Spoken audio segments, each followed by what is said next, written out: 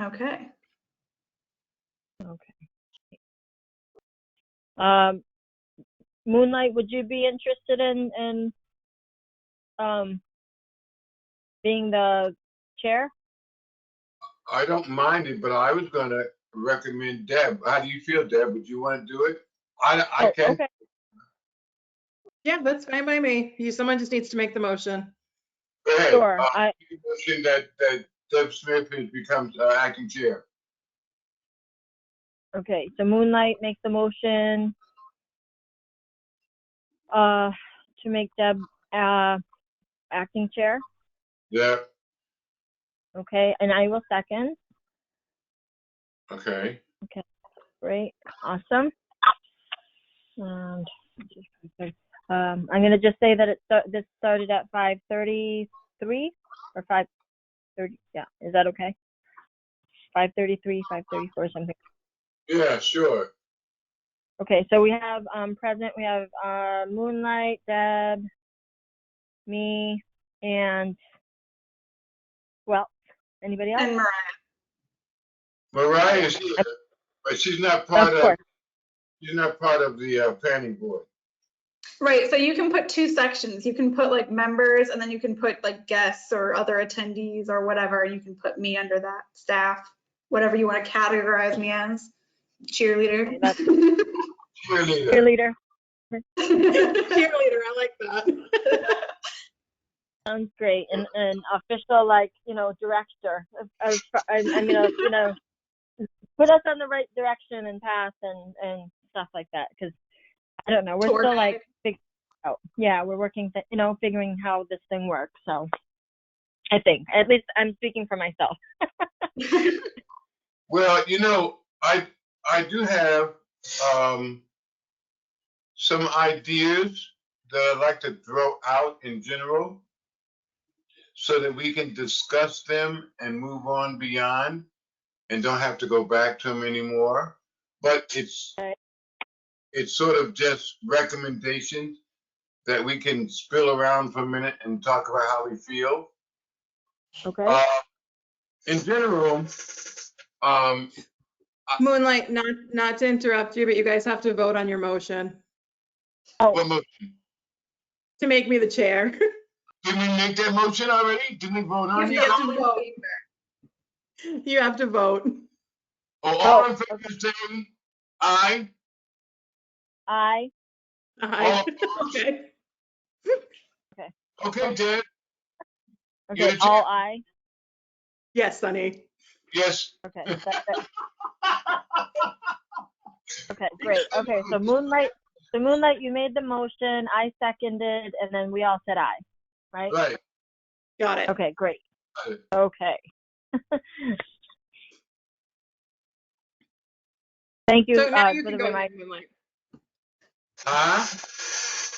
So I was my when I first embarked upon doing this zoning bylaws, I was excited after I read the wrong one in the first place. I read the big master one instead of the ones that you guys are talking about. But it was clear to me that there were some things that needed to stay the same, and there were some things that needed to be updated. And it seemed like, in general, people said, well, let's go to chapter 4, section 4. But there was a few other places before that I wanted to maybe look at and have everybody else look at it first.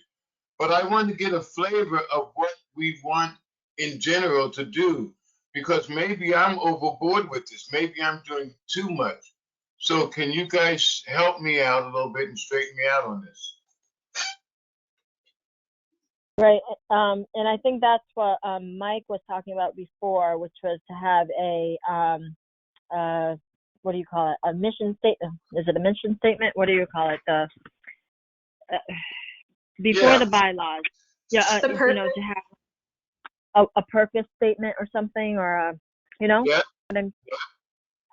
Because then that kind of like gives us direction of what we want to do, which I think overall is to preserve what we have, right? But have some development so that there's economic growth for the town. Is that right? I believe you're right. So you guys Um, have a current purpose statement that's at the beginning of the bylaw. Section 1, What was that? I think, section 1. Right. Right. And so I think that my understanding was that at your next meeting, you guys would be, between the last meeting and the next meeting, you guys would be sending over any suggestions to change that yeah, or additions. right. Yeah. Yeah. So my opinion would be that I think that's going to be really useful to give you a direction. I would say, Moonlight, to your point about focusing on section 4, I think you're going to find that when you're doing this, it's going to be really helpful to do it in small chunks where you really focus in on like, you know, one chunk at a time. And section 4 is really the meat of it. But I will also say that the agenda posted was to review section 4 and the maps. And Right. so I And think if there's other big stuff that you want to talk about, I would maybe hold until the next meeting with everyone. If there's other like nuanced things of like kind of getting everyone on the same page, I think you guys can talk about that if you want to. And that sounds that's good. my, I think going over the maps and section 4, like a part of section 4, because I don't think that we'll even get all of section 4 tonight. I think it would, you know, take a while. But like looking at the map and the zoning of the maps would be good tonight. What do you think? Well, Deb, why don't Yep. you weigh in on this before we go? I think when we still had Jackie, I felt like we really skimmed sections 1 through 3 pretty quickly. Okay. I have a few notes for a couple of those areas, and I think it was more of section 2. I have that we were going to check with FERCog on some wording, seemed a little cumbersome. I know we wanted to recheck our filing fees and see if that was still on par or if they needed to be lowered or raised in some direction.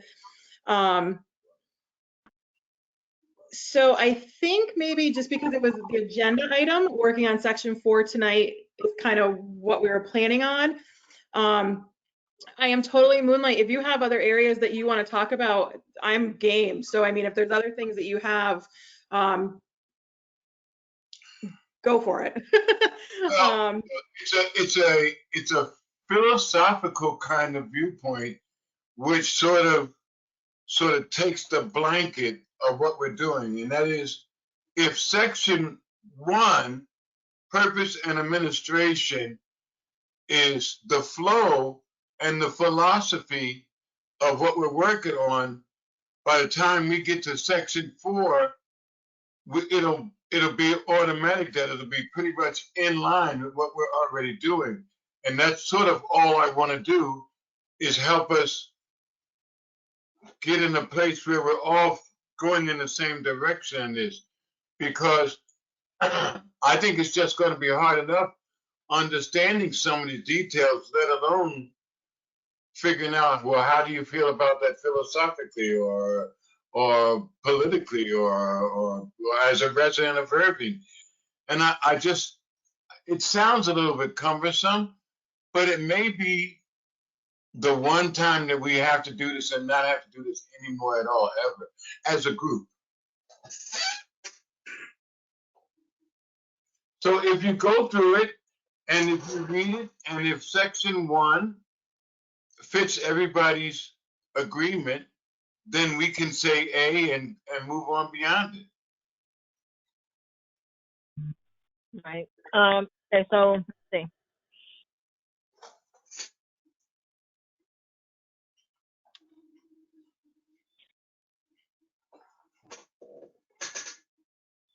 I know for me with section 1, I'm good with it. The only thing I had a question on again was our filing fees. And as far as the purpose, I feel like Mike expressed that that was something that was important to him as well. So I feel like that is one we should probably table until our October full board meeting. Because it was something that he had mentioned that, you know, was important to be working on. I think, I mean, at least for me, section 1 is really just a lot of the who you are, what you are, this is what you do. And I would suspect, and Mariah, you might be the best one to answer this, I have a feeling a lot of that is probably straight from MGL, and there probably isn't a lot there we can actually change. Okay. Yeah, I would agree with that. And I think in terms of being on the same page with what you're talking about, Moonlight, and Deb, you wanting to be respectful of Mike's contributions, if you think that the current purpose is mostly what you want, I think you can work on that. And if there's, it sounds like mostly people want to add things. And so if you're adding things rather than taking things out, I feel like you could work, if, I guess, Moonlight, do you feel like there are things that you don't agree with in this? Or can you work off this purpose as a draft? Because none of this will be finalized for a long time. So if you want to have an intent as you go through this, you could use this as kind of your standing purpose, and you can always go back and revise. I think that's a great idea. I think that if we just table it, you know, for a moment, and if I need to, in some other time, come back and revisit it for a minute, I can, if that's okay with everybody else. Yeah, I think that's a good idea. I think it's a great idea. Okay, and I also just want to say that I agree with you all that we shouldn't skip sections 1 through 3. I just think that they're mostly setting things up, like you said, Deb, like things straight from Mass General Law. It's a lot of definitions. So if there's things like filing fees that we want to go back and change later, I think that we absolutely can. I think the reason why I thought we could maybe start with section 4 as a suggestion is that it's the bulk of the use. And so pretty much everything else will be based off of the use table of what you're allowing, as well as the zoning map. So those are kind of the two big things that your zoning is based off of. And then from there, you can change definitions, you can change, you know, other things. But the use table. So I got one more question that's maybe just before that. I spoke to Deb earlier, and I thought that maybe not at this meeting, but at one of our meetings, I'd like to hear from the building inspector or the person that follows through with the zoning laws to be obeyed, so that when we're doing all this and making these laws, that we really understand what these sections really mean, what Central Village mean, you know, and like for example, the water, the groundwater. It has a square on it, but I don't see the square anywhere on the map of Irving. So I think that these are things that we could be familiar with, so that we have a better sense of what we're doing when we're looking at the maps and making up these laws. So you guys will create the definitions of the different villages. You don't have any currently. And that's actually one of the things that I had suggested maybe you start with. And if you look on the zoning map, I think it's a blue outline.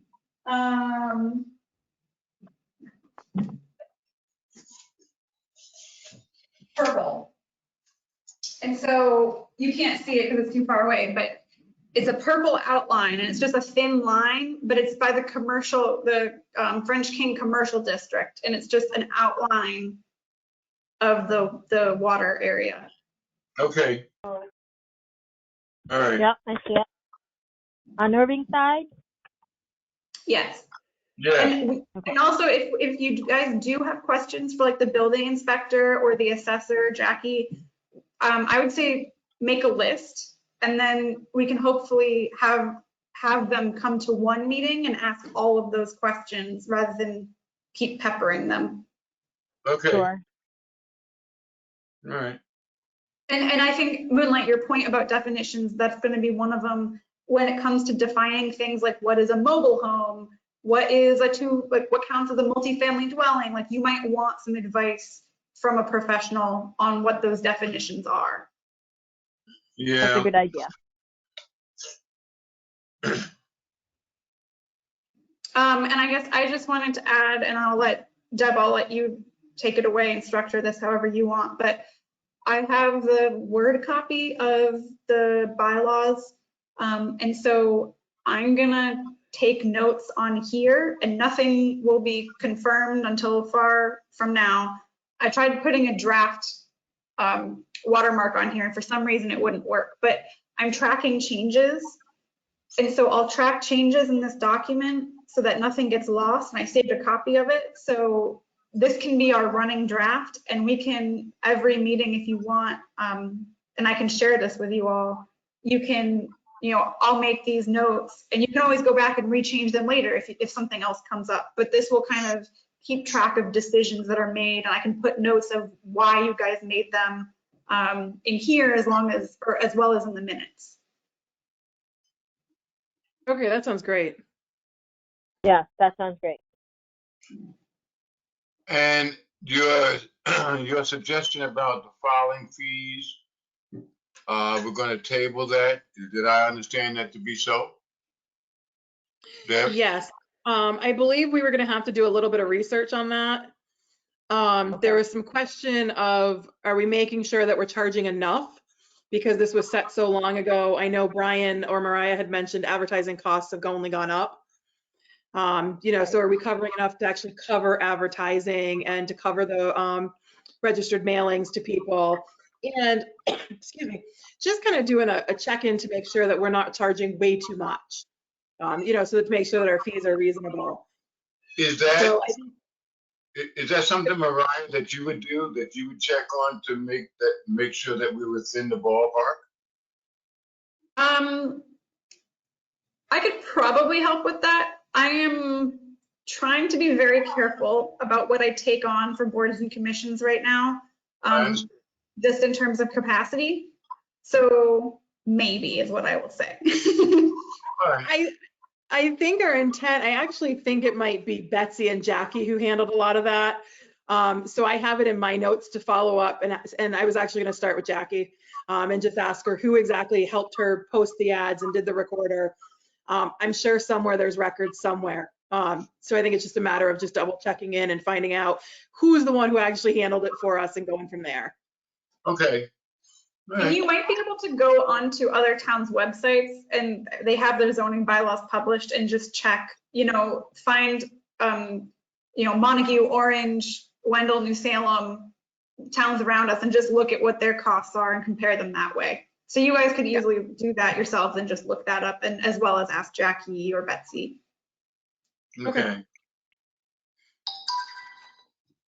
So getting into section 4, I guess my first question would be, has everybody had the opportunity to review it? I've done some reviewing of it. Yes. Yeah, a little bit, but there's a lot. So I didn't, there's a lot. There is a ton. So I guess my first question would be, with any, however far everyone is into reviewing it, was there anything in particular that jumped out at anybody? I think in general, even if we can just go over it and never have to go over it again, I think if we start at 4.1 and just do a quickie through them, we'll just be done. No, nothing jumped out, but like the general regulations, no building or structure shall be constructed, and no building and structure or land. I mean, there's a lot of words in there, and a little bit of me is concerned that the idea, something gets lost in the words. That's all.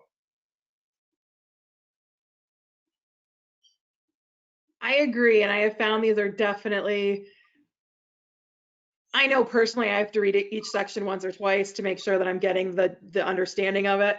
And I know that was our big thing with section 2. Some of this, unfortunately, Moonlight, it's just going to be MGL, and we can't change the verbiage. Anywhere I think that we can simplify, at least to me, that's part of this process, is let's make this as clear and concise as we possibly can. Okay. So I would say anywhere we can, I think it's great. Legal is going to go through this for us anyways when we're done. So they're gonna come back and say, no, all those fancy words you took out, you gotta put them back. Listen, that my whole point is this exactly. I want to be able to do a good job and yet not make it so cumbersome that we never ever want to do it again. Agreed. Okay, Yeah. I will say, I have like 1,000 sticky notes and highlighted and things that stuck out to me. So I'm not gonna go through all of them. But I guess as we go through, I have a lot of suggestions that I'd like to offer you all for you to consider. that's what she's saying. Absolutely. good. Jump in, Mariah, whenever you want. So where are we? Are we doing So I- the 4.2, like the regulation schedule? Or I looking think at the map or anything? Yes, and I was just gonna say, I noticed Mariah is sharing a screen for definitions. So I wonder if we Okay. shouldn't hammer those out first, so we know what Sure. our definitions are and then move forward. Okay, because I got them up here. This is the 4.2 use regulation schedules. All right. So So village. So I would look at what currently you have as Central Village. It's a lot of, I guess I could pull it up on here. That would make sense.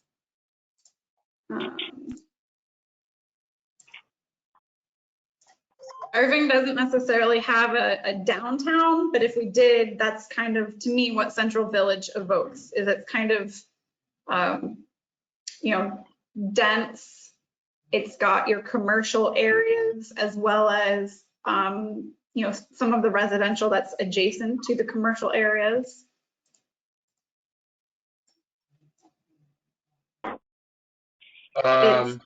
It's the most allowable, you allow the most in Central Village. So it is in terms of whatever you're gonna allow right now, Central Village is the biggest, most encompassing one where you have the most uses.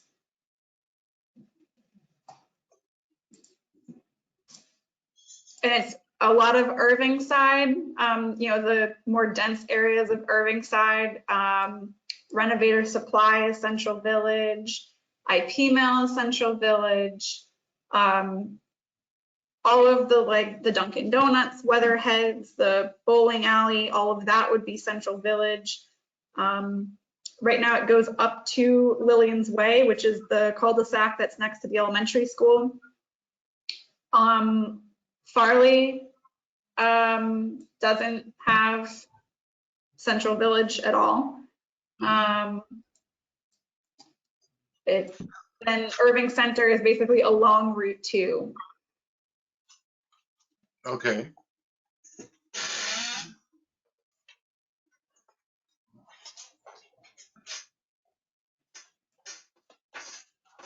So then how do we take all that and put it into a nice tidy little definition? Yeah, and again, it doesn't have to be your final answer, and it can be, I think as you're working through this, it can be informal, and we can always go back at the end and make it a formal definition that looks like it should be in a bylaw. But I think for now, use whatever words make sense to you guys as you're working through this.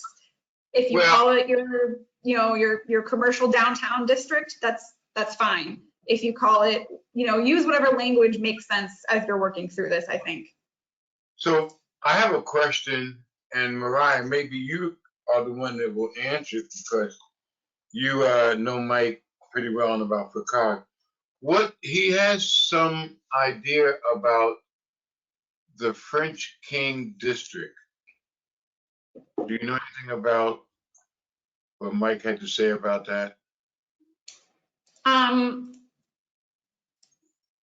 I don't know what Mike's opinion is on it. I know that we'd all talked briefly about whether it was necessary and kind of what its purpose is. And so I think that's part of this conversation is for some reason in my head, it's called a commercial district, but it doesn't actually allow a lot of commercial activity. So to me, that was counterintuitive. That was something that came up when I was reading it, is it actually allows less use than Central Village does. So I don't know, there's a few questions that for me that come up. I don't know if they were the same ones that came up for Mike, but A, is that the proper name for it? B, do we still want that zoned that way? C, should it be more restrictive than Central Village? D, what should differentiate it from Central Village? So I think that's why this definition process is important, is like, what is the purpose of that district? And I don't know what Mike's opinion was on it. I think when I had said maybe we don't need it, he kind of pushed back and said maybe we do. And I think that's totally valid, because I don't know that you don't need it. I was just throwing it out there that you could reconsider zoning it under something that we already have. Well, what would be the purpose of rezoning it, let's say, joining it with Central Village? Would it give the property, would it give that zoning area more freedom to do commercial things in? Yes or no? Or, I mean, what are we opening up by changing that district from the French King to Central Village or something else? You have to look at your use table. So right now, under Central Village, these are all of the things in this column that we allow, and the French King Commercial District is what we don't. So right now, you can have a 2-family dwelling in the French King Commercial District, but you can't, but it would be special permit in Central Village. And if you go down, you can't have a multi-family dwelling in the French King District, but you can have it as a special permit in Central Village. So that was something that stuck out to me as a little strange, is why would you have it be yes to a 2-family, no to a multi-family, but it is allowed in Central Village? Like, to me, that just seemed like it didn't make sense. And as you go down, there's a few other situations.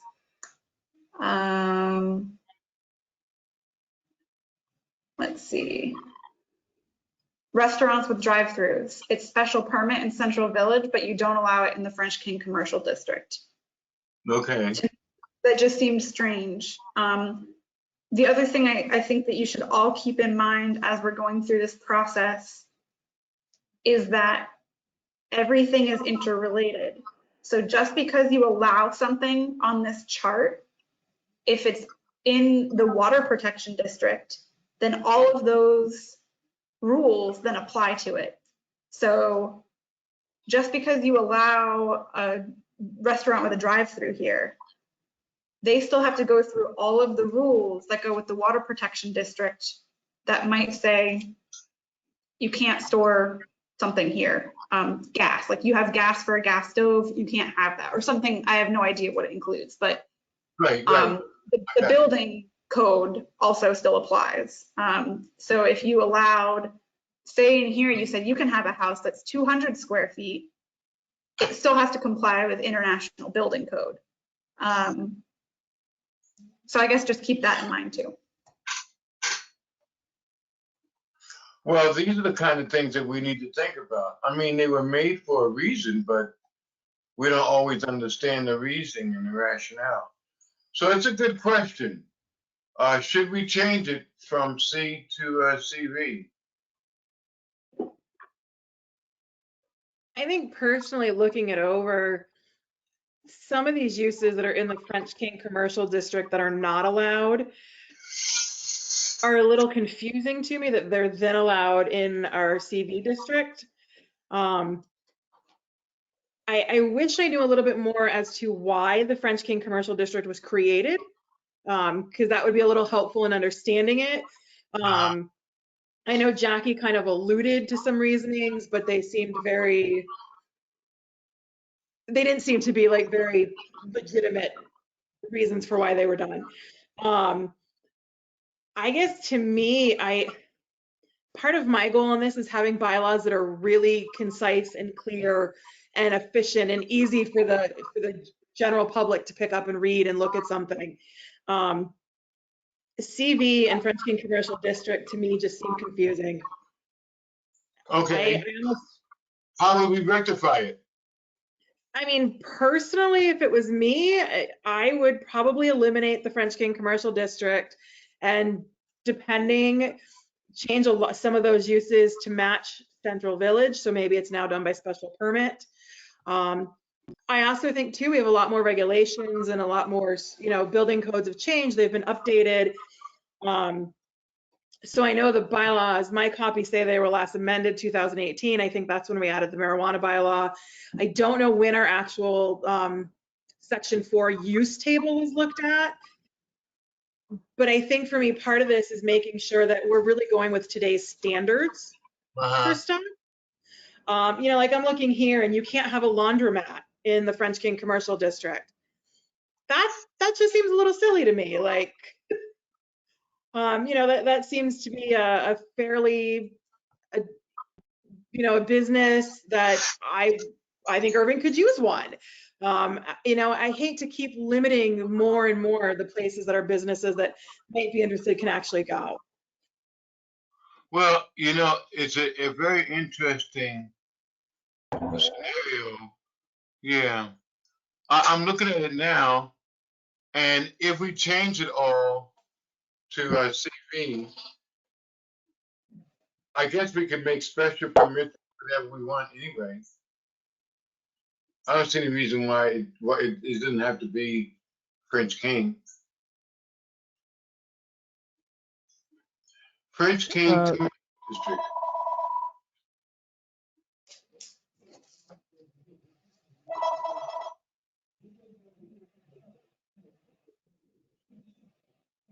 I mean, and two, just looking at some of this, there are things that we may not want, to allow still. So I think it might be a matter of just seeing where exactly are those changes where French King and Central Village don't line up, and maybe talking about those specific items. Do you want me to call those out? Sure. I have them marked on here, so it's pretty Okay. easy for me to go through. So let's see. I'll pull it up on here so you can all look at it too while we talk. So in CV, it's a special permit for a 2-family dwelling, but it's by right allowed in commercial district. It's a special permit for an 8 accessory dwelling unit in Central Village. It's outright allowed in the French King district. Multifamily dwellings are special permit in CV. They're not allowed in French King. Let's see. The wireless communication overlay has effects on CV and the commercial district. It's a special permit for a wireless communication facility in Central Village, and it's not allowed in the French King. Let's see. Businesses with 6 or more employees are allowed in Central Village. It's a special permit in the French King Commercial District. Banks are yes in Central Village, special permit in French King. Drive-throughs are not allowed in the French King. Motor vehicle sales in Central Village, not allowed in the French King. Laundromats. Let's see, retail stores, 2,500 square feet or less are special permit in the French King, allowed in CV. Same with between 2,500 and 5,000. Greater than 5,000 square feet, they're not allowed in the French King. They're special permit in CV. Same with retail marijuana stores. Self-storage facilities are not allowed in the French King. Commercial kennels are not allowed in Central Village. They're special permit in the French King. Hobby kennels. Manufacturing, processing, and laboratories. Freight and transportation facilities. and bulk warehousing, bulk storage and warehousing. The one thing that I will say that is different about the French King Commercial District versus CV is that it's on Route 2. So I'll take the instance of car retailers, car sales. I know that some people in town feel strongly that we have too many car sale lots. If you changed French King and CV to be the same, you would be allowing car sales in that area on Route 2. I don't know if I necessarily feel a certain way about that, but that's kind of an example, is something that you might allow in a small downtown area, you're then allowing in a large open space on Route 2. So that's kind of the thing that I see as the difference between the two is, but I also think it's a little bit weird because we have so much other land along Route 2 that is not zoned under the commercial district. So it's a little bit strange to me that this one chunk, it's almost like spot zoning to me, which is illegal. And I think it's not because it's a big enough swath of land, but it is weird. So I don't know how you all feel about those differences. Maybe that triggered something that said, yes, they should be different, or maybe you're saying, no, it shouldn't.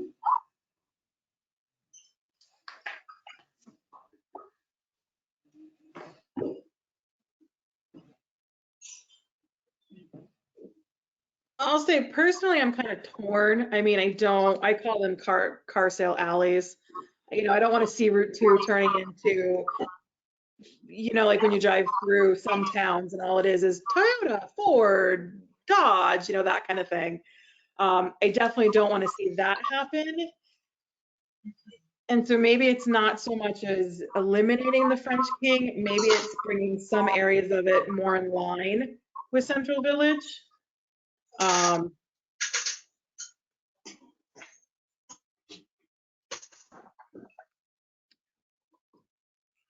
You know, it's really interesting that one of the things I read in the original plan was that if a section is changed, it could be changed and it could take the lesser harsh of the rules for that zoning area. And I guess, does that include making this a commercial section CV and everything that goes with CV goes with this little section here, right? Oh, thank you. Yes, but my understanding is that it has to remain in the same ownership. So my understanding, and this, I don't know for 100% that this is the case, but say I owned a plot of land in the French King Commercial District. If I decide to build something that's in line with the current zoning regulations, even after we change it, then I can. I think it's within a certain number of years or something. If I then sell it to Moonlight, you have to comply with the new zoning regulations, is my understanding, because you bought it with the new bylaws in place. Okay. I will say that most of the parcels that are in the French King Commercial District, a lot of them are owned by the same family. Take that for what it is. I don't know. That doesn't mean anything in particular, but somebody might not want to do something huge with it without selling it off. Okay. All right. And most of them are huge plots of land. So I guess we have to sort of table it and think about it and be able to make a decision about it. I don't think we should decide at this very moment. What do you think, Deb? I agree. I think I need a little more time to think on it. I didn't realize quite how many things were in between the two. Yeah. I mean, just looking over some of it, I can see where some things I would just want to change. You know, some things that are currently zoned for the French King, where I would want to change them to be a little more in line with Central Village. There's a few things where personally, you know, commercial kennels, I think it should be a no across the board. And then there are some things that are in French King that are a no, like, you know, a self-storage facility. I don't necessarily feel that should be not allowed in the French King Commercial District. So I guess I need a little more time to kind of think on some specifics. Are you What are your thoughts, Sunhee?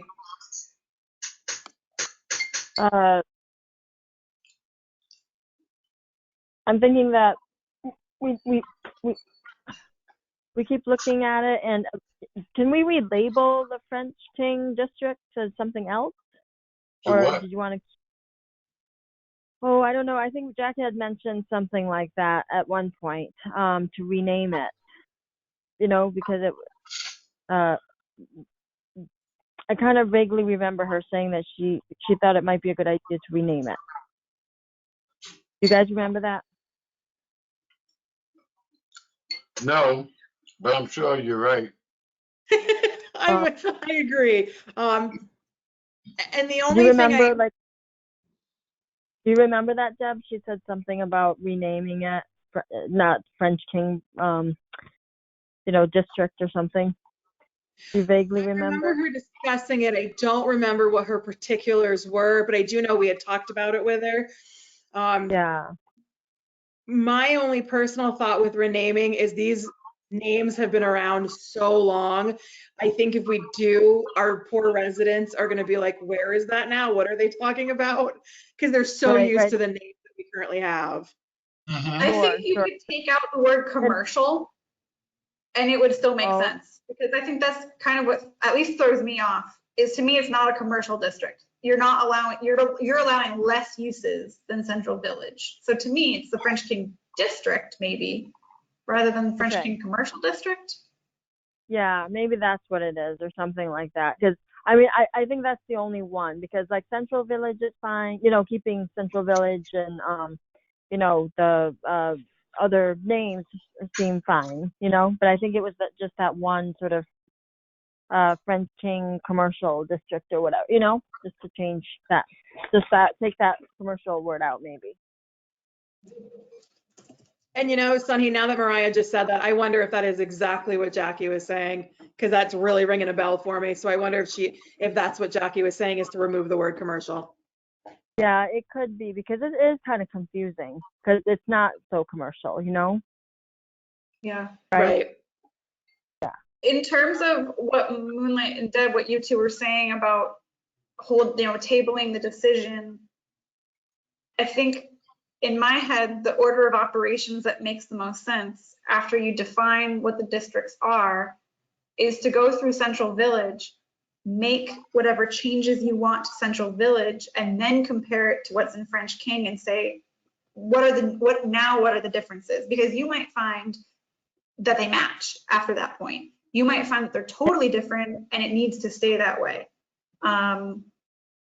Rather than trying to go back and forth between the two and match them, I think I would just make Central Village what you want it to be and then go back and compare them.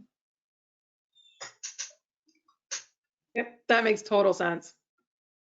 Yeah, because there's a lot of, I gotta look at, what is it? Oh, I see. So there's like, we gotta look at the Y, and then the, for yes, the N for the no, the SP for special permit, like each one, right? And compare. Is that what you mean? Yes. Yeah, and just see how it kind of lines up Central Village, and then put that next to the French King, and see how it, yeah. I think I know what I want to say. I'm just, my brain's a little like, what are you trying to say, something you want to, consistency, maybe the word consistent, right? So can I ask the question, where I see the purple and on the commercial French King District, but what does that really literally open up on Route 2? Say that again? What opens up on Route 2 to make this the French King Commercial District so important or not? I mean, how much, I see 1,000 footage, but where is the commercial value of the land?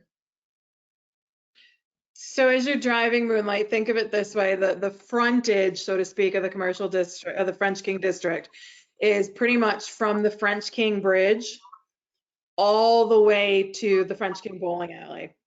Okay, all right.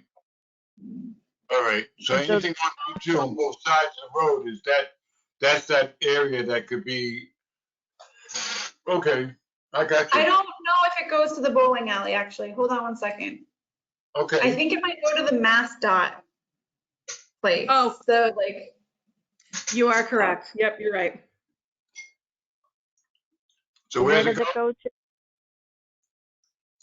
so I think it's from the French King Bridge, like Deb said, but I think it stops at the railroad tracks, which I think is where like the MassDOT warehouse is. Do you guys know what I'm talking about?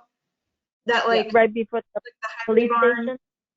Yeah, Is that right before the police station? Okay, yeah, or maybe it goes Alright. through the police station. That might be, I don't know which parcel abuts the railroad tracks there. yes, Okay. and Route 2 goes over them. Yes. Uh-huh. All right. So we have to think about this. Do we want, and I agree with Deb, I do not want Carlot Alley on Route 2. I don't want to have nothing to do with this. They will not blame me for that.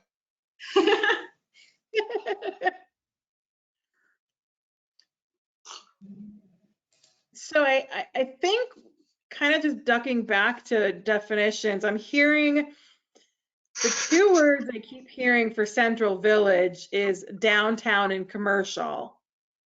Right. And for French King, I'm hearing not commercial. Right. Or maybe limited commercial, because right now Yep. you have some commercial use, but maybe it's not all encompassing. Yeah, but you know what, guys? I am sorry. Isn't it also part of the water protection, the underground water section there on Route 2? Right, it is. Have to be really, really careful about that. I don't want nothing to do with that at all. So you have protections in here in a separate section. And I do agree, you have to be careful.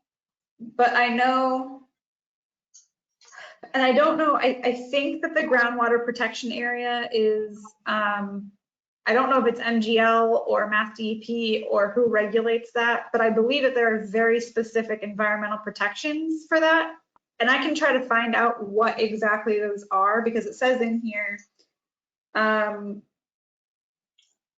recharge areas identified by Ty and Bond as part of their source water assessment program report prepared for Mass DEP in 1999. And so I think in here it explains, like, so it has like protections for sewer uses, no landfills, no open dumps, no storage of liquid petroleum. So you have a lot of protections in here. So say you approved car lots for there, and next to the French King Motel, there's a car lot that wanted to go in. They have to comply with all these rules. So they might say, no, even though we're in the use table, we're allowed to, we need to be able to have gasoline on the premise or whatever, so we can't do that. So you do have backup protection that even if you allow the use of something, they still have to meet all of the water protection requirements. Okay. Correct. And what they have to do in that situation is they have to hold a special public hearing with the water commissioners, which happens to be the Board of Selectmen. Okay. When we were building the new library, we had to do that for the library because we are in that groundwater protection district. So is there a special hearing permit with you guys as well as a water commissioner's hearing? I believe it is strictly the water commissioners. Although it's within our bylaws, they are the ones who actually oversee the water district. Okay. Oh, right. So maybe because like the use of a library is allowed, it was a yes, but then, okay, I get it.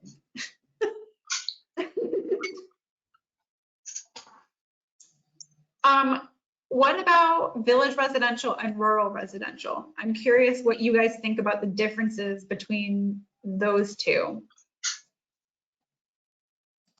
So the village residential is the green on the composite map.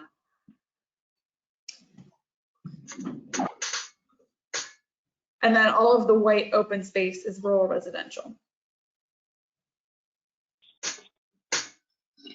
This is honestly, for me, this is another one where I was a little kind of like, why is there two? Because I felt like the differences between them don't feel that significant.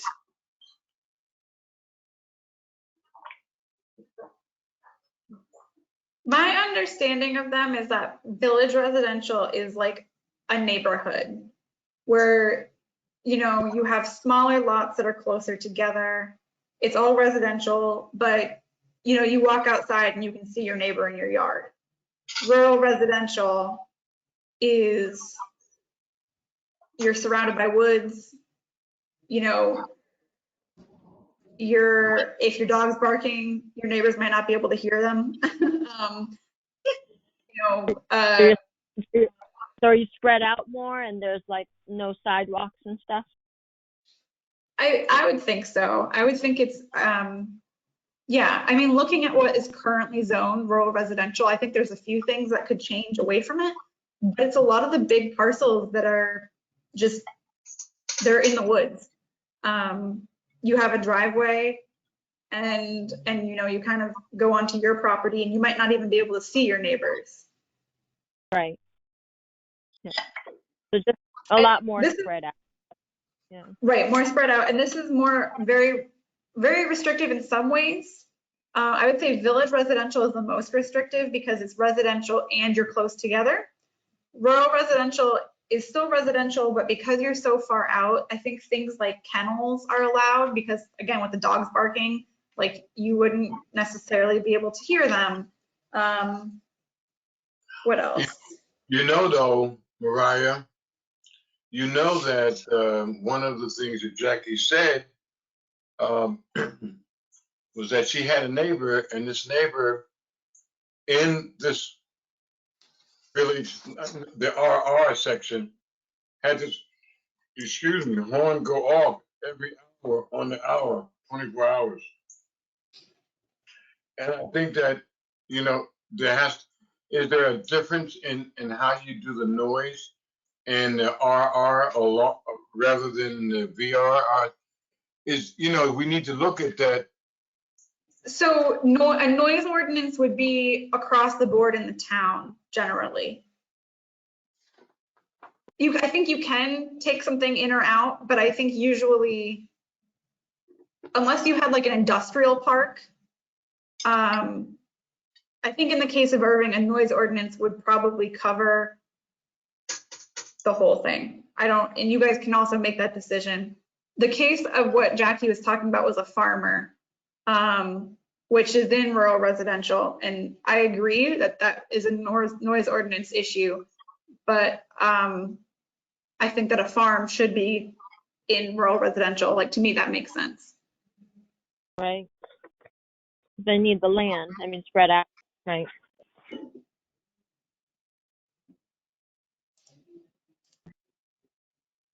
But see, and then that would make me question, do we need to define what a farm is? Because I don't know about anyone else, but I am noticing quite the uptick in what people are keeping at their homes as animals.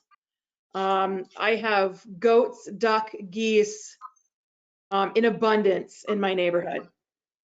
And they define themselves as a farm on an acre of land. So my understanding is that you can put, like, there's a difference between a commercial farm and a garden. So if they're selling things and running it as a business, that's then a commercial farm, which you can define in the use table. Things like animals, you can put in here. I don't know if it would be a use, but like, I know some cities have rules where you can have chickens as hens, but you can't have roosters if you're in a neighborhood. rural residential, you probably would be able to. But if you're in, like, say, village residential, in our case, you wouldn't want roosters. You know, maybe you don't want livestock other than, you know, chickens, ducks, fowl, things like that. Rabbits, you know, I don't know how people delineate that. I can do some research on that if you'd like. I know, I think it's Greenfield and Orange have pretty strict regulations with some of those things. I just know, you know, I know someone in Greenfield who is keeping them as pets and she has goats. You know, and it's one thing to have one or two if they're pets, but if you have somebody who is bringing in, you know, 8, 10 of them, then it kind of becomes, well, we don't have any bylaws right now for the town to govern any of that kind of stuff. You ever I got- think sometimes, go ahead. I think some towns have land requirements. So in order to have animals, you have to have at least 1.5 acres or 2 acres or something like that, so that there's enough space that you're, like, I have less than 1/4 acre at my house, and like if I tried to put a goat here, like where would it even go? I'm gonna look in Montague's bylaws, and you guys can all look through it too. I think they might have something about that in there. Okay.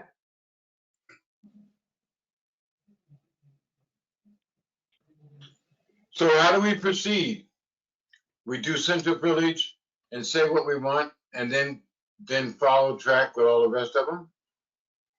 Yeah, I think that makes a lot of sense. I think Central Village is pretty much our biggest district. So I think if we, you know, kind of nail down that, the other 3, I think will very naturally kind of fall in. Okay. All right. Do you guys agree with these kind of definitions that I'm posting up here? And do you want me to add anything? Sunny, I know you probably can't see this, but Central Village, I have downtown commercial. There is some residential in there, so I don't know if you want to add that in there. Well, if there's some residential, it should be part of it, right? Sure. All right. Okay, so the definition of Central Village is downtown and commercial and some residential, right? Is that Yep. what I heard? Yeah, okay. Yep. And then the French King, did we want to try to take out that word commercial? And just call it the French King district? I'd say personally, I'm kind of leaning that way. I think I need a little more time to mull over the very specific uses. I would Okay. say I'm probably 75% there. Okay. I'm not and that far behind, but I thought we were gonna wait on it anyway. Uh-huh. Sounds good. But that would be, so the French King is some commercial, but not a lot, right? So is it more residential or is it just, it's just like Route 2, like you said, right? From the French King Hotel or whatever that is, the restaurant, French King Restaurant, Hotel, all the way to the police State station, almost. The state Huh? yard. The state Yeah, I State think yard. the state yard or the police station, one of the two. Yeah, but other than the French King restaurant and hotel, there's not really any other commercial place, is there? No. Oh. And I like it But like there's a that. lot of open land. I mean, the only thing really up in that area is the restaurant, the hotel, and now the solar development, but the solar's way up. Way up. Way up. But so that's just it for French King. Okay. Then there's rural residential, which is spread out residential, and then village residential, which is like a neighborhood, right? Yeah.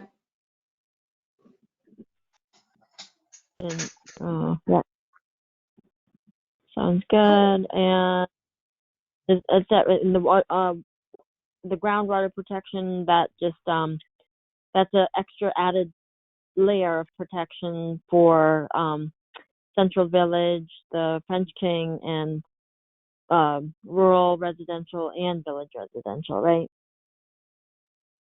Yeah, so it's all of, well, not all of Irving side, it's part of Irving side. So it covers quite a bit, but not all of it.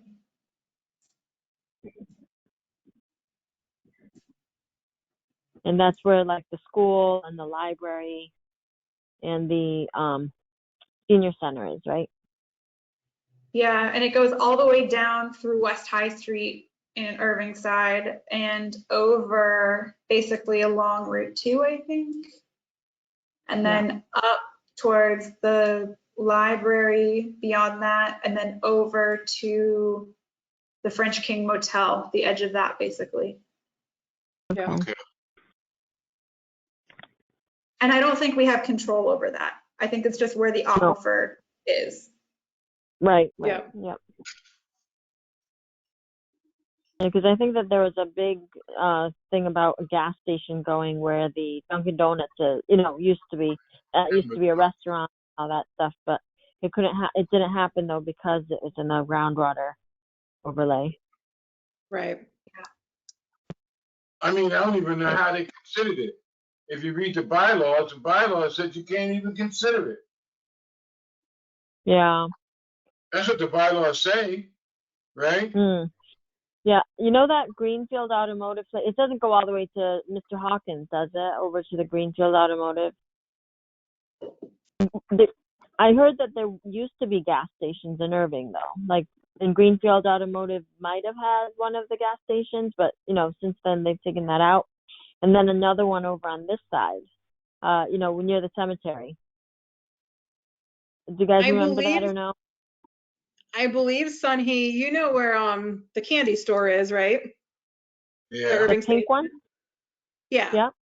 I believe where that big square white building across the street from it, that's now kind of like a shop or something. Yeah. Right on that the was- end of, it's either right on the end of Church or right on the end of North. No. Used to be one. Okay. that used to be a gas station at one time. Yeah, I believe so. Okay. So that was the one. Okay. Very cool. Yeah, I think there was maybe 3 or 4. Yeah. How many were there? I think 3 or 4. There was quite a few. In Irving? Wow. Okay. Yeah. Huh. And that's actually something that I don't think is on here. I don't think that there's a Yeah. gas station category, which I think is a little strange. I think other towns have that. Right, We because do. it's Under- and because Irving, Is it under something else, Deb? We have gasoline station under industrial uses. Oh, okay. So do we want to try to go down Central Village and at least start looking at the different uses? Do you guys feel ready for that? I think I am. I don't know about Moon and Sunhee. Yeah, let's go. okay. And again, you don't have to make final decisions. We can put things in here and take them out later. So don't feel like you have to totally commit.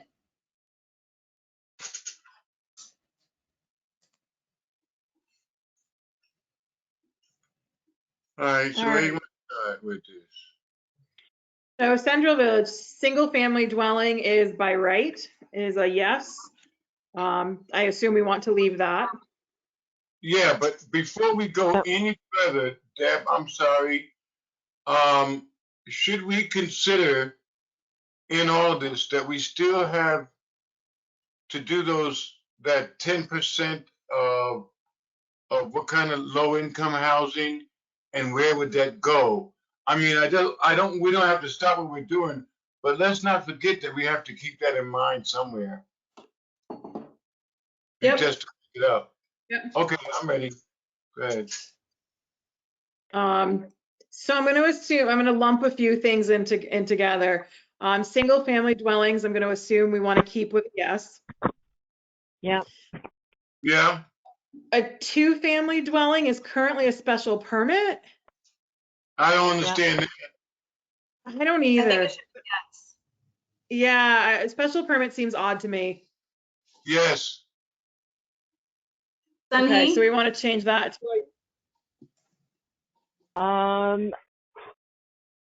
Yeah, I could see that changing, sure.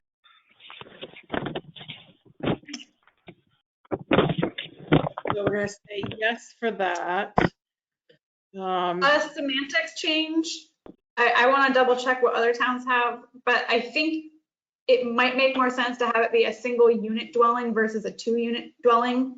Our bylaw doesn't have anything defining family, but in some other towns, they actually have a limit on the number of people and what is considered a family.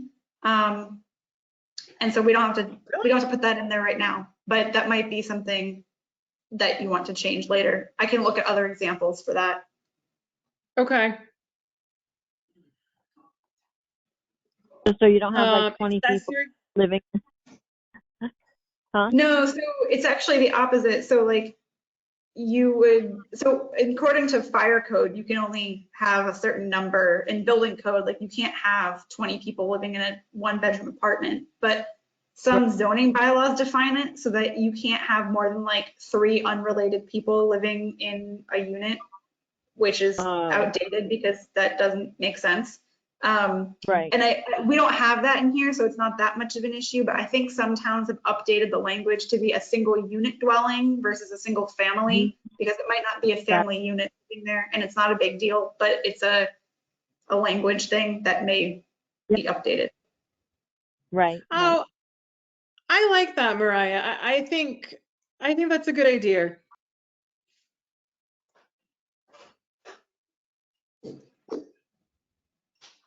So we're going to change that to a single unit dwelling.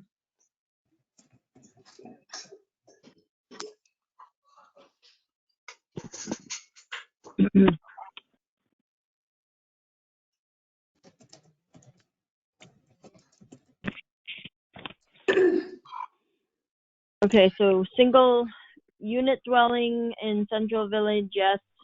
2-unit dwelling, and change the special permit to a yes. Yep, correct. Okay. Accessory apartment, is that like a in-law kind of thing? Yeah.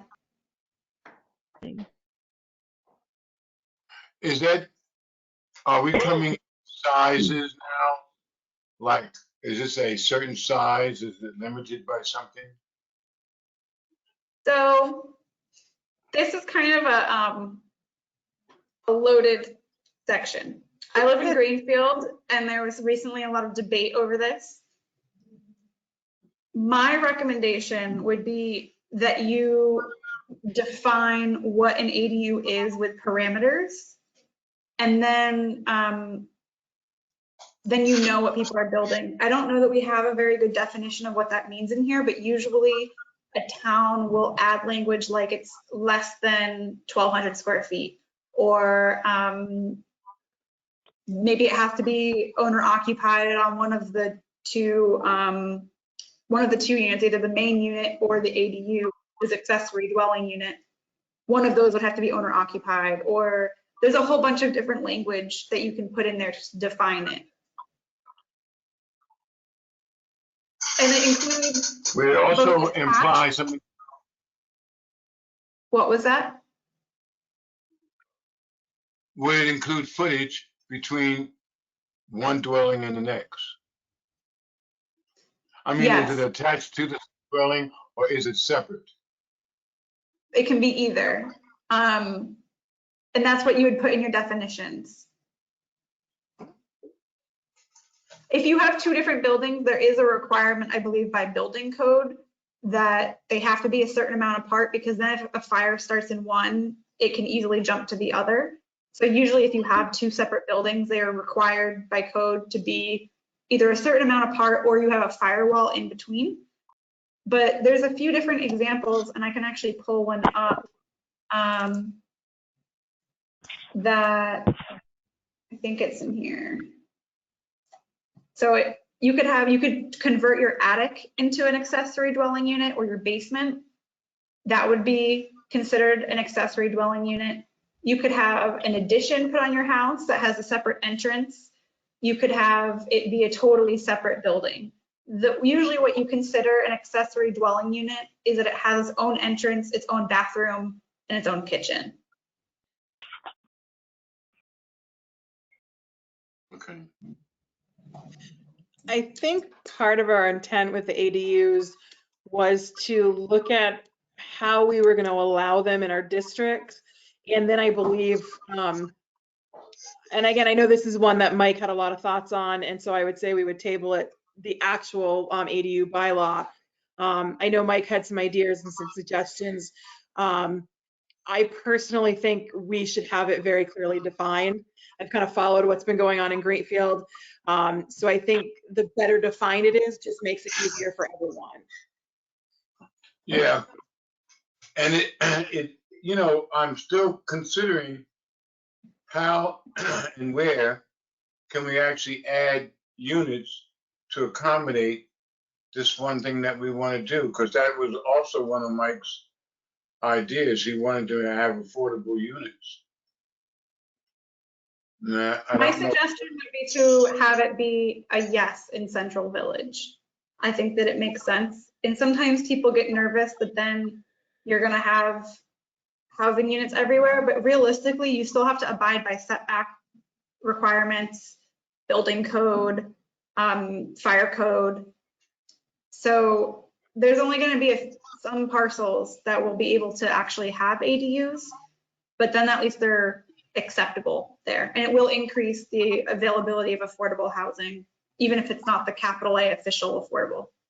So the question is that if it's a yes and not an SP, does that mean that it's open season for people to move in any direction in Central Village as long as they got a yes on it? Well, that's what I'm saying. So you would still have to, you'd still have to abide by the other rules. But yes, they would be able to do an ADU as long as they met the other requirements.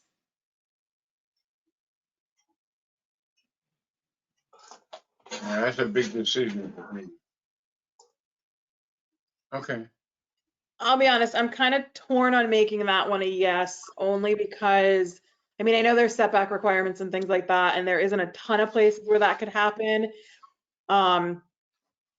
I know though, for me personally, I would be a little concerned if, you know, I saw my neighbor putting up a 1,200 square foot house 20 feet off my property line.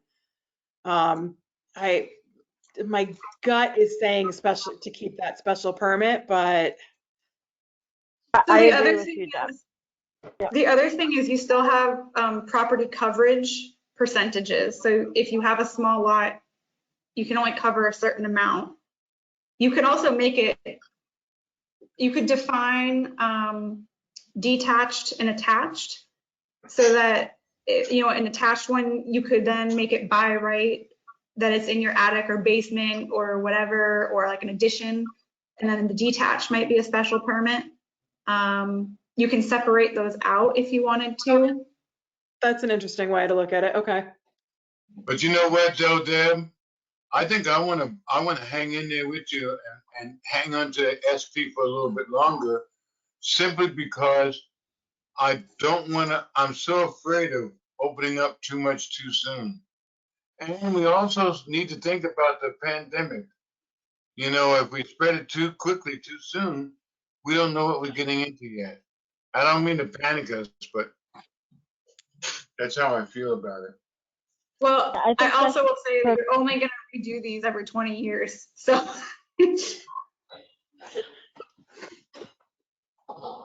Go ahead, Sunny.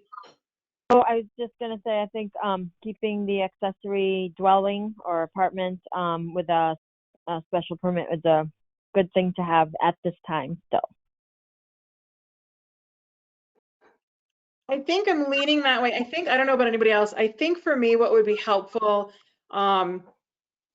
is actually seeing what we're going to have as our ADU bylaw, like what requirements we're going to have. I could be persuaded to change it to a yes, depending on what our requirements were. You know, so if we kept the sizes, like I like Mariah's idea, if it's in someone's home, if it's a basement or an attic, and they're converting it to an apartment, I'm a then lot that's more fine. okay with saying yes to that. If it's Yeah. detached is where I get a little concerned. And so I think I would almost say, let's leave it at SP for now. And then as we work on that actual ADU bylaw, we can come back and revisit the use. Amen. Sounds good. Do you guys Amen. want me to find some example bylaws for you? Yeah, if you could, that'd be great. Yeah. Right. Sure, This is but, something that means a lot to me, so I'm willing to do the legwork on it. I mean, as I think about it, guys, it isn't, if someone came up to us with an SP and they said we want to do a conversion of our basement, I think that we would automatically, without question, give them a shot at it, simply because we've gone through this and we understand. But I just sort of like the SP to sort of feel like I got a little control over it, over what goes on. But I'm willing to come back and visit again, Deb, if you change your mind. Yeah, I'd like to sit on it too and just kind of mull it over a little bit. Because I mean, if it's inside somebody's house and it's the attic or the basement, and they're willing to put up you said it's a separate kitchen and a bathroom, basically, right? Yeah. So it's just, then that's, their cost and, however that they do it. Do we have to are we the one to oversee that, or is it the planning, like the building inspector kind of thing? Don't they have to have a building inspector look at it just to make sure it's safe? Right, so you would just be allowing it or not allowing it. And right now it's special permit, but I will say, so like imagine, your kid goes to college, they come back and they want to live at home for a few more years. You want to convert the attic or the basement, but then you then have to go through the special permit process, which you're still allowed to do it, but it's extra cost, extra time. Are you really going to then do that? Or, your parents need to move in with you or whatever, or you just want to rent it out. I would say that the difference between attached and detached is a pretty big difference. It is. It's the difference between building a whole other unit on your property. So I think maybe it makes the most sense to separate those out, and then I can find you some examples of what other towns have done. So where they actually define it, of how many square feet is it? What other requirements do you have? But you're absolutely right, Sunny. The building inspector has to look at that and say that it's safe. It has to have a means of egress. You can't have like a wet, dirty basement without a way to get out. Right. So that's what I mean. So I think that, I don't think that that's under our purview. That would be like a building inspector's guy that they'd have to have come and have it approved or something through them. So as far as that's concerned, I'm okay with, if people just want to do it, if it's inside their home. But if it's detached, like you were saying, then probably they should have a special permit, because we don't want something huge, that's going to be bigger than the original house, however that's, that they're trying to build, or a garage. Well, I don't know. And some people have like detached garages that they convert, I suppose. Right? Mm-hmm. they do. But anyway, but that's already got a foot pad or something, or what does Jackie call it? It's already got like your footprint.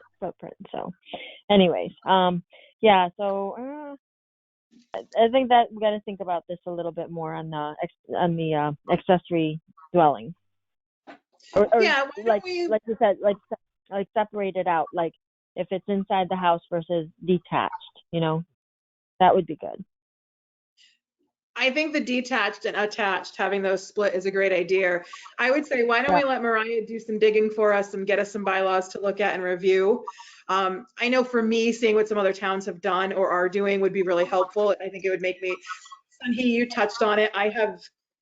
My lot's big enough where I could build a whole second house. So when I hear it, that's my fear, is like, oh goodness, someone's going to try and put, a 8,000 square foot home on a postage stamp. So I think what some other communities did would be really helpful. Yeah. Will do. Sounds good. Temporary mobile home. Yeah. So you guys it have says- requirements for this later in the chapter, or in the section, I mean, of what that actually means. I would love to see us or you totally revisit temporary mobile homes, and mobile home parks, because generally tiny homes fall within these categories. It's another complicated thing that tends to be kind of contentious in certain towns. But I also have other towns who have made some changes regarding this, who I can pull up and send to you guys as examples, if that's something that you're interested in looking at. The temporary mobile homes, I believe, are defined as like less than a certain amount of time. My understanding is like if someone's house burned down and they needed a temporary living space, or like say you were building a house and you wanted to live on the lot before your house was completed. I don't remember Yeah. where exactly. It's 12 months. 4.8? It's 12 4.8. You have 12 months. I would almost like to see that extended, because it might take longer than a year to build a house, but it's up to you guys. There's an issue. So watch this straight-laced man come out. There's an issue around where you allow these temporary structures to creep up. You know, if you Yeah, consider in a place where they don't deter from the appearance of the town, and if you can limit them to a reasonable amount of time, it works.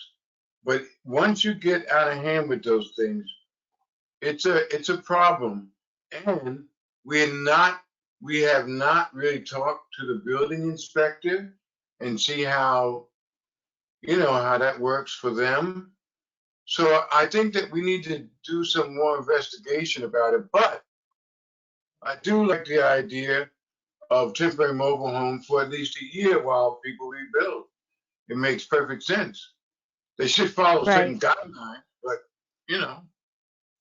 Do you, It seems like from what I've seen, there's a guy up here, that it's the back road to Laurel Lake or something, and I think his house burnt down, and I think he got like a temporary mobile home, because he's trying to rebuild, but that's like on his property, and I think that's what most people would do, is just set up their mobile home on their own property. They wouldn't it wouldn't well, be that's what random this is pop-up. for. Yeah. This is on your property. Oh yeah. So that's fine. I mean, I think that you need that, because you got to live somewhere while you're rebuilding, right? So How do you guys feel about making it longer than 12 months? Because I can tell you that I've had my house burned down before, and it's been more than 12 months and it's not rebuilt. So, I'm good with it. Like, what do you think? Up to 3 years or 2 years, or what do you think? How long do you think is a reasonable amount? my opinion would be 2 or 3. I don't know Yeah. how other people feel. I could do up to 3 years. I think that's I guess my concern is if this is supposed to be temporary, 3 3 years years feels too long. permanent. amen. Okay. I'm also I'll go really, for 2 years. what was that, Moon? I'll go for 2 years. Okay. 2 I years. mean, that's more than reasonable. But yeah, I don't want it no more than 2 years, because you know what? It's so easy to have people's properties begin to look like garbage. We have a pretty Yeah. good looking town, Yeah. you know? Sure. Am I right? So You know 2 what years. I'm talking about. You see my neighbor. Yeah, but I think, your neighbor has trash in their yard. That's not a mobile home. No, it's not. And I'm also fine with 2 years. I guess Okay. I've been through this before, and it can take up to 8 months to figure out insurance paperwork. And you Sure. don't even get money, where you can't even start figuring things out. And so I think, 2 years is probably fine. But Okay. I will say that I kind of like with the special permit thing where it was like, you only have 2 years to figure it out. That's just not a long amount of time when you're doing a project this big. Sure. That makes sense. Yeah. That makes me think of something, Mariah. I wonder if what we actually could do is have it be 2 years, because I think you're right. I'm thinking like, if you lose your home in December, let's face it, you can't even break ground till April. And that's if your insurance has come through, your permits are in line, and you get your ducks in a row. And that seems like an awful short time for that to happen. I think it'd be really open to 2 years with the possibility of a 1-year extension. That someone has that's to good. apply for, maybe changing it a bit where they have to show proof. They've got to show that they've got their building permits. They're waiting on it can't just be, oh, I need a year. It needs to be, I'm still fighting my insurance company. Here's my documents. Okay, Sure. Have to come in and go through like an approval process. okay. That I'll go sounds- with Yeah, 2 years with an extension of another year pending, yeah, something And- like that. and you have to come before the board. Yeah. That's all. Yeah. Got it? Mobile home. And mobile home parks. I guess it says no, no, no, no, no. I disagree, but I also know that Mike has a lot of opinions on this. I don't know if you want to table it. This could honestly be a whole meeting in itself. Yeah, it could. Can we table that one? Yeah. And I have to get off here in a little bit because I'm getting called away. And we've been on since 5:30 to 7, let's say 7:15. Is that okay with you guys to kind of, get through the bed and breakfast and multifamily dwelling and then call it a night? Sure. I think we can do that. Yeah, we can do that. Yeah. Okay. All right. Mariah, Sounds good. So we'll table the mobile home and mobile home park. And then Yes, the get only to thing bed I'll ask, Mariah, if you have any documentation, bylaws, anything from surrounding communities on this stuff, why don't you go ahead and send it to us, and then we can review it and prepare for the next meeting. Yeah. Absolutely. And if you'd like, with some of the things that I'm getting information on, if you want me to like do a little presentation on it, I would appreciate if you all review it ahead of time. But I'm also happy to talk through some of this because I know without someone explaining it, it can be kind of hard to read through it and totally understand. And I go to a lot of webinars and like meetings about this stuff. So I'm happy to take 15 minutes at the beginning of a meeting and explain what you're actually looking at. Sure, I think that'd be great. It'd be helpful. I'm always complaining about not understanding stuff. I'm always, I am too. That's my entire day. Why don't I understand? I'm there with you, Moonlight. I'm there with you. So yes, but send it so that we can get a head start on reading it. Simply put, yes, yes, yes, yes on all the districts for the bed and breakfast, up to 6 rooms.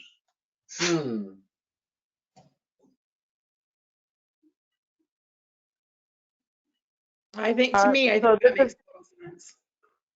So this is somebody's business, right? Because it would be a bed and breakfast. Yep. So is that good? I mean, do they need what is the, yeah. And they'll be in the right zoning district. Well, In that zoning. is there Is a limit on the amount of bed and breakfasts up to 6 rooms in Irving, or is it? I mean, it's a silly question, but can you do 10? I don't know.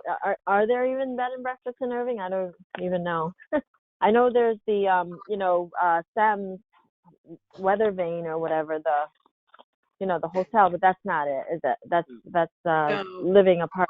Yeah, it's not a bed and breakfast. The only thing I know, I don't know if we have a true bed and breakfast. I know if you go to Airbnb's website, a few places in town pop up on Airbnb. Okay, Yeah.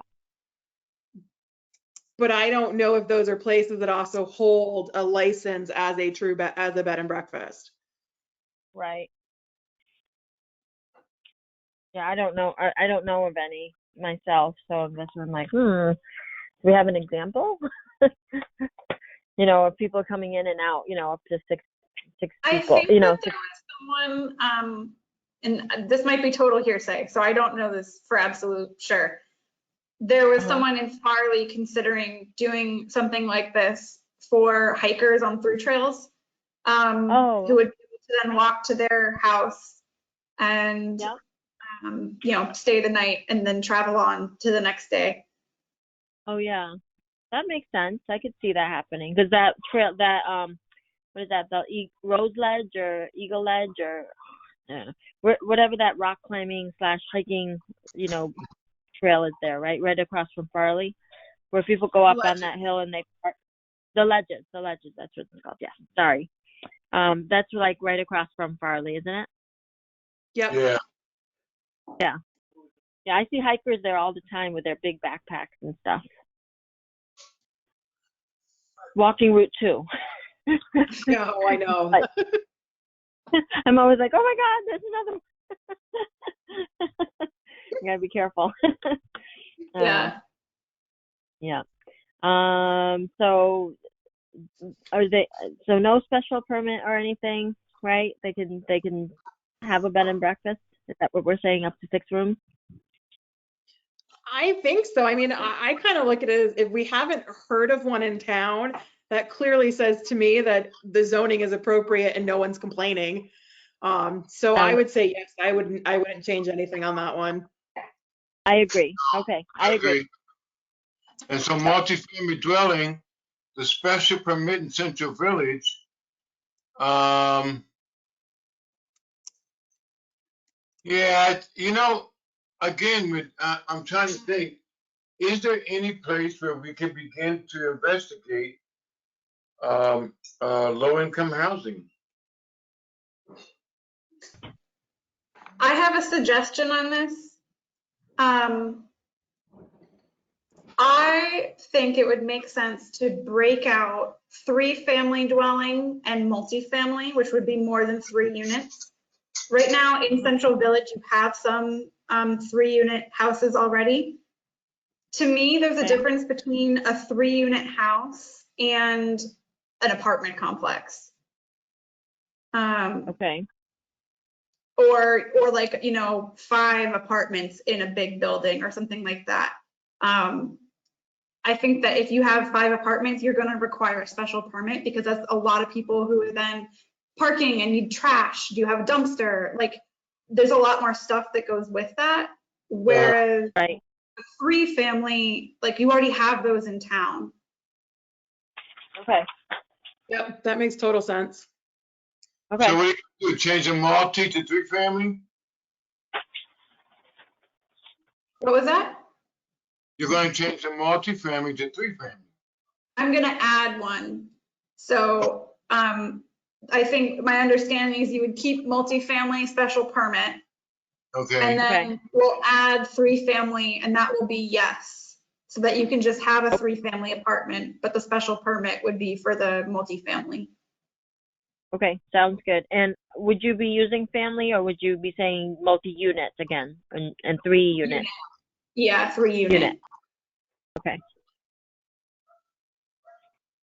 Okay, cool. So are we understand, just to be clear, guys, single family is going to be changed to unit. 2-family is going to be changed to unit. We Yeah, haven't so- done with accessory yet. And multifamily is going to be changed to unit. Yeah. Is that correct? Correct. Okay. And the multi-unit dwelling would be 4+ units. Okay. Would be, okay. That So makes, that's good. Or 4 more. Okay.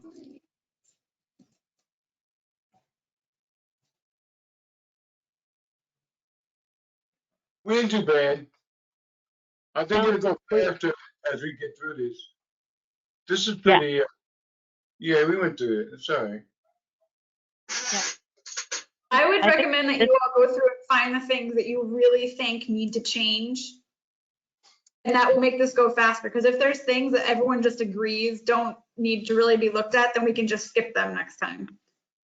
I was just gonna say, why doesn't everybody go through Central Village, starting Yeah. under the agricultural and recreation use heading?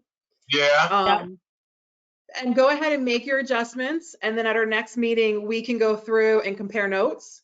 okay. As Okay. to what we think has changed, or, what we need to change or what can stay the same. In our last few minutes here before Sunhee needs to split, Sunhee, do you know of a date that you can meet again, or do you need a couple days to look at your schedule?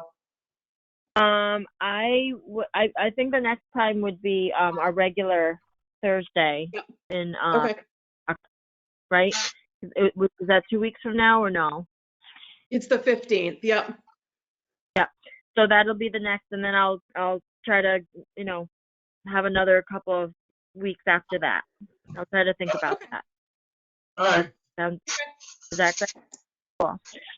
So can I make the motion to adjourn at 7:09? I second. All in favor? Aye. All opposed? Ayes have it. All right, sounds good. Thank you all. Thank you, and yeah, so it should go faster, I think, next time, right? Or a little bit. Well, the next time will be the one, but I think we'll get used to it. You know what I mean? Sure we will. Thank you, Yeah, Mariah, I think. for being there with us. Thank you. Yeah. Okay, very cool. Thank you. All right, I'll talk to you guys all later. Yeah. Be healthy, be safe. Okay. Thank you. Take care. Okay, good night. Good night. Mariah, you said you're gonna send this to us? What you did here? Yeah, I think I can send this out. All right, well, if you do that, I'll be glad to receive it. Deb, I'll be talking to you, hon. All righty, Moonlight, take care. You do the same. Bye, guys. Bye.